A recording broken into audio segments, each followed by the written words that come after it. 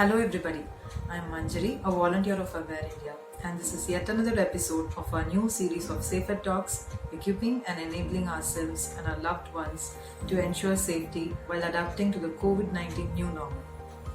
I am a mother of 2 kids and I was about to put my elder son to school.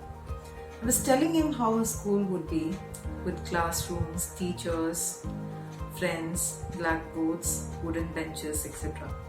I was telling him how he had to get up early every day in the morning and do his course and get ready to school. But then, with the onset of this pandemic, things have changed and now we are in an era of online education. Okay, it is good in one way because it keeps the child safe from the pandemic while also being able to continue studies. One can learn from the comfort of their homes with their own system. But then it has its own set of consequences. It takes a toll on the health of the child as he or she is exposed to the gadgets most of the times. The other one is the safety threats that the children are facing online. So back at school, if you would have seen, the schools would have been giving the children a protective environment by restricting access to content like pornography, gaming and gambling. They would have also protected the children from threats like viruses and unmoderated social media content.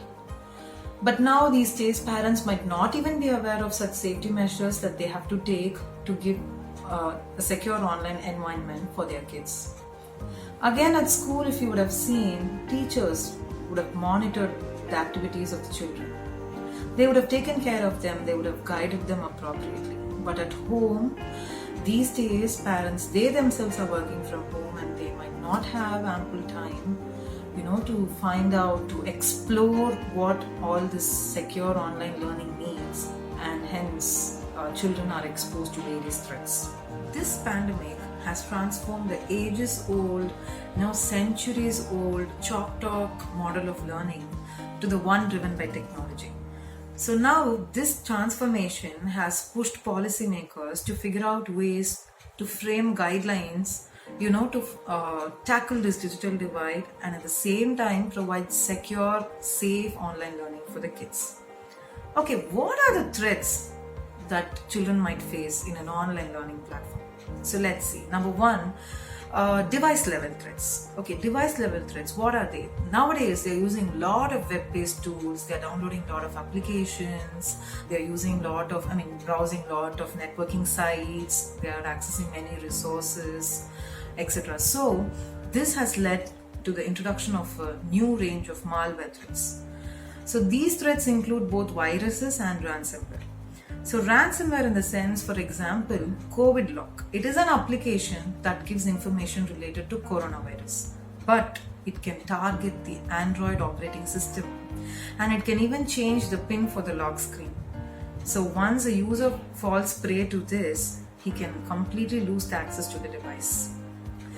So nowadays teachers are using YouTube for showing learning content to their kids. So we might think YouTube is a safe platform because it being very global and a vast platform with a lot of learning resources. But then again, at the end of every video in YouTube, if you see, there will be links to a lot of other related resources.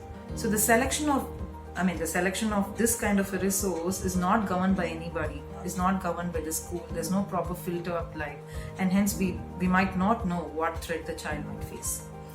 Okay, coming to YouTube Kids, which is a curated version of the YouTube to provide appropriate content meant only for children. But then again, there are reports that YouTube Kids also contains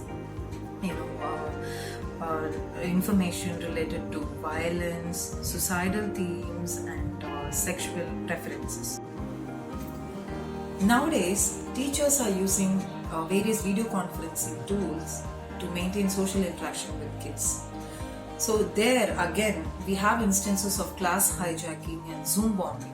So what is the Zoom bombing? It is nothing but some strangers tend to intrude into the video conferencing session without the real participants getting to know that someone is overhearing them. So this kind of incident has been reported in Connecticut, where a boy was arrested for repeated Zoom bombing incidents.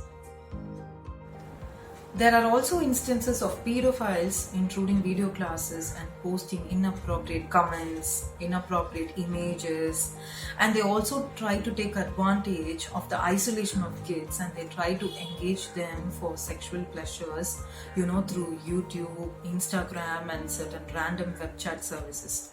For example, you might all have heard of a recent incident that happened where some girls had posted their personal photos on Facebook, and one guy has morphed those photos and he has threatened those girls, and he has threatened them for money and also sexual pleasures. So to avoid such kind of incidents, having said all the threats that children could face these days, what we as parents could do. Okay, so what we can do: number one, please speak up to the school and the teachers and find out what are the safety measures that are available even though they are at home. Certain safety measures, certain safeguards may be applied to the device though they are at a different location. That is, the child may even be at home and be continuing studies, but still certain safety measures provided by the school would be applicable based on the device. Ensure that the operating system of the device is regularly updated. Try installing firewall and antivirus and update it in a regular manner. Try applying parental controls like limiting the screen time, blocking certain apps, blocking some websites. Try applying age restrictions to content, and try configuring the browsers to use safe search. Nowadays, like Apple and Android, they have come up with their own features to control the screen time. And there are some features in Android like digital well-being that can be used, to protect your children from both health as well as all these safety threats. Okay, then finally, what is that we could do? Trust your children. Have an open conversation with them. Give them enough freedom to express their thoughts, because once, they feel that they are facing some threats online, they should be given that freedom to express it. Instead of having a red hand with them, try to have an eagle eye. Try to monitor their activities. Keep an eye on them. Recently there was a news of a guy in Punjab who has played PUBG. He has borrowed his mother's phone, saying he wanted it for online classes.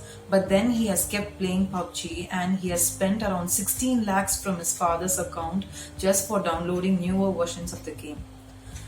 But the parents have not monitored him at all. He was in a separate room and he was on his own. So actually this is not a healthy way of parenting. One should have an eagle eye on their kids. They should keep monitoring their kids. We might have our own work. We might all be working from home. We might be busy with our household chores, but still, children should be our first priority, and they are the seeds of the next generation. So it is important that we raise good children, good human beings. So speak to your children, speak to them about the secure online learning, what are the threats there in the online learning platform, how they can overcome it, and if any such problem they face or if they have any incident, allow them to come and talk to you. With all this in place, we can make this new normal a fruitful and safe one for our kids. Once again, this is Manjari signing off.